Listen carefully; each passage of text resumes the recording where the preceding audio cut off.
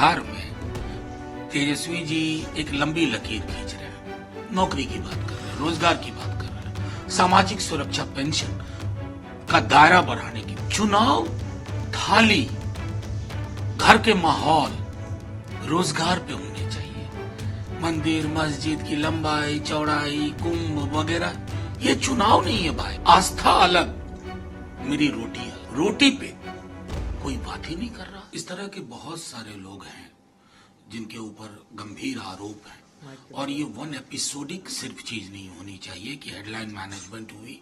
जैसा हम कई केसेस में देख रहे थे, तहावुर राना से लेकर के बहुत लोगों को हिंदुस्तान ला करके, और यहाँ they should be subjected to the rule of law.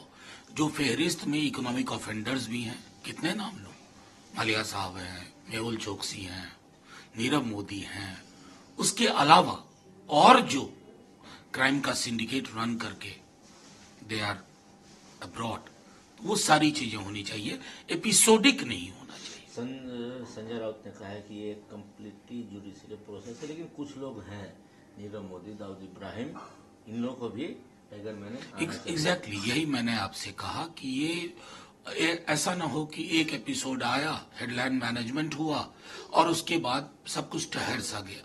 क्योंकि मेहुल भाई, मेहुल चोकसी बोलने वाले लोग, नीरव मोदी, विजय माल्या से लेकर के वो दाऊद इब्राहिम वाली जो पूरी फेहरिस्त है, वो उस फेहरिस्त को हिंदुस्तान आ करके यहाँ के रूल ऑफ लॉ से गुजरना पड़ेगा।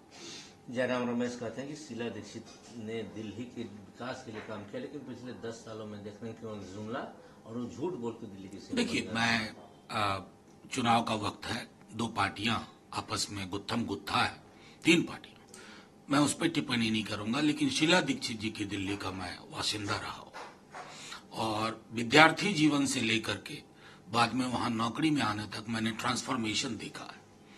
एक समय था जब हम लोग माल रोड से सोचते थे कि वहां जाना कैसे संभव हो पाएगा, एम्स जाना या उससे भी दूर, वो सब सुगम हो गया। ये महत्वपूर्ण है। एक डिसऑनेस्ट पीपल का लिस्ट आम आदमी पार्टी ने जारी किया, उसमें राहुल गांधी। अब देखिए, मैंने कहा ना कि चुनाव का वक्त है। ये विचित्र सी चीज लगती है कि जिनके साथ आप रहें, जिनके साथ आपकी लंबी लंबी मीटिंग हो, चुनाव बिना दुश्मनी की जुबान के भी लड़े जा सकते हैं। ये कला हमें विकसित करनी पड़ेगी। ओछी टिप्पणी करके, मैं समझता हूं किसी के लिए भी, ये सिर्फ आम आदमी पार्टी के लिए नहीं कह रहा हूं, कि एक पॉलिटिकल एजेंडे पे बातचीत हो कि भाई हमारी प्रतिबद्धता ये है, ये मेरा ब्लूप्रिंट है, ये आपका ब्लूप्रिंट है, फैसला कर लीजिए। ये जो गिरावट है ना कि दुश्मनी की जुबान से, अंट शंट ओछे बयानों से, ये किसी की ओर से आए, ये लोकतंत्र को दूषित करता है। बीजेपी ने अरविंद केजरीवाल को एक पोस्टर बांध उन पर साधा निशाना और यमुना को उन्होंने टारगेट किया और लिखा है कि मैं फेल हो गया। देखिए, मैं सीरीज, उन्होंने खुद भी स्वीकारोक्ति की यमुना को लेकर के। बीजेपी, मुझे दुख इस बात का होता है, सिर्फ वहीं नहीं, कहीं के भी चुनाव में। अब आप देखिए, बिहार में तेजस्वी जी एक लंबी लकीर खींच रहे हैं, नौकरी की बात कर रहे हैं, रोजगार की बात कर रहे हैं, सामाजिक सुरक्षा पेंशन का दायरा बढ़ाने की बात कर रहे हैं, लोगों को रिलीफ देने की बात कर रहे हैं इलेक्ट्रिसिटी में। चुनाव थाली, घर के माहौल, रोजगार पे होने चाहिए। मंदिर मस्जिद की लंबाई चौड़ाई कुंभ वगैरह ये चुनाव नहीं है भाई। आस्था अलग, मेरी रोटी अलग। रोटी पे कोई बात ही नहीं कर रहा, ये चिंता का विषय। जयराम रमेश आम आदमी पार्टी और भाजपा को एक ही सिक्के के 2 पहलू बता रहे हैं। देखिए, मैंने कहा ये चुनाव का वक्त है, किस सिक्के के क्या पहलू हैं, कहीं ये सिक्का फिर चुनाव बाद न बदले। लेकिन चुनाव होना चाहिए मौलिक मुद्दों पे। और दुर्भाग्य है इस देश का कि बीते कुछ वर्षों में मौलिक मुद्दों की जगह डॉग विसिल पॉलिटिक्स ने ले ली।